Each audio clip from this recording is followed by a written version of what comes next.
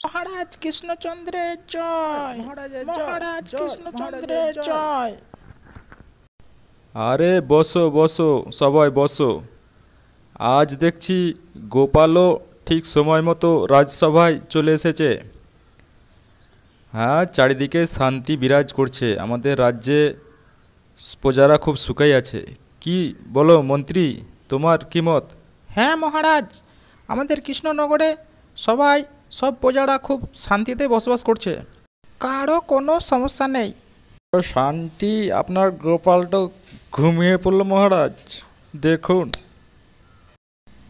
কি? গোপাল, এই গোপাল, গোপাল। আজ্ঞে মহারাজ, আমি ঘুমাইনি মহারাজ। আমি একটু চোখ বন্ধ করে ধ্যান করছিলাম, বুঝলেন তো, মানে ধ্যান।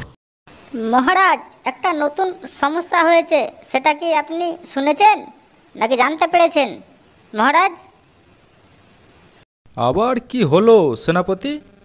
কি সমস্যা আমাদের কৃষ্ণনগরে? মহারাজ, আমি বলছি, আমাদের রাজ্যে এখন কুমির আতঙ্কে প্রজারা ভয় পাচ্ছে। সন্ধ্যের পরে আর কেউ বাইরে বেরোতে পারছে না কুমিরের ভয়ে। কাউকে একা পেলেই কুমির তার পেছনে তাড়া করছে। সে এক বিশাল ব্যাপার, বুঝলেন মহারাজ। এই জন্যে আমাদের রাজ্য ছেড়ে অনেকে অন্য রাজ্যে পালিয়ে যাচ্ছে প্রজারা। এ নিয়ে আপনার কিছু একটা করা উচিত। মন্ত্রী, ব্যাপারটা দেখো। আজকে সবাই এখানেই শেষ করছি। দেখো, কুমিরটাকে ধরার চেষ্টা করো, যে করে হোক এই সমস্যার সমাধান করতে হবে। মন্ত্রী কিনা ধরবে কুমির, আমাকেই কিছু একটা ভাবতে হবে। এই যে গোপাল দাদা, ভালো হয়ে গেল তোমার সঙ্গে দেখা হয়ে গেল গোপাল দাদা। আমি তোমার কাছে যাচ্ছিলাম। আমাদের খুব সমস্যা গোপাল দাদা, এই কুমির, তারপর আমাদের সবজি ফসল সব চুরি হয়ে যাচ্ছে গোপাল দাদা। খুব সমস্যায় আছি, আমাদেরকে একটু হেল্প করো গোপাল দাদা, যে করে হোক সাহায্য। কি বলছো গো চাষি ভাই?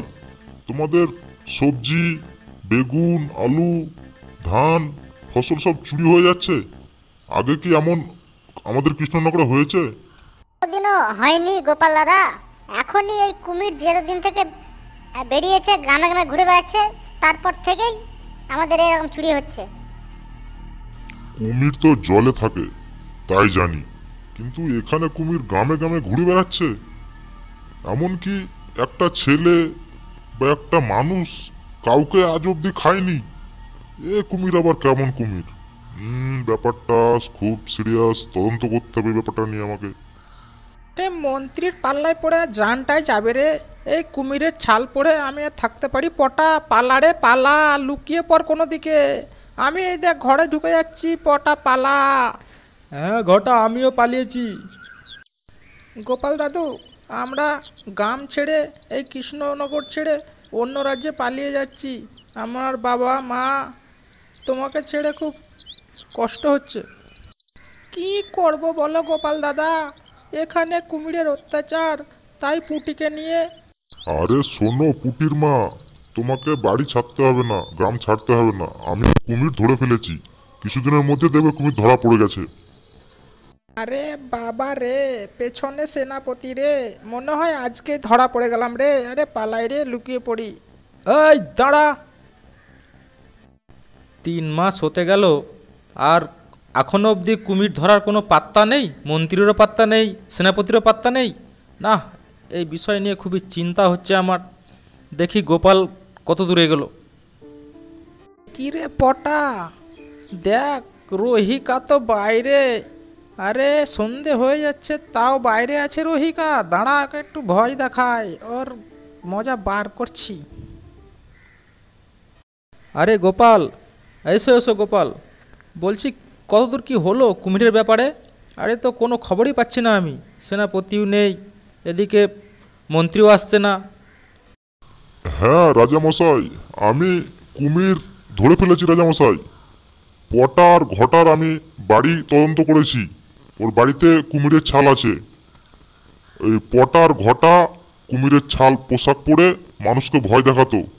আর আপনার মন্ত্রীও ওর সঙ্গে সাটে আছে, শেয়ারে আছে। চাষিদের ফসল সব চুরি করে মন্ত্রীর বাড়িতে লোড করা আছে। আপনি লোক পাঠান, দেখবেন মন্ত্রীর বাড়িতে ফসল পেয়ে যাবেন, আর পটার ঘটার বাড়িতে ওই কুমিরের পোশাক পেয়ে যাবেন।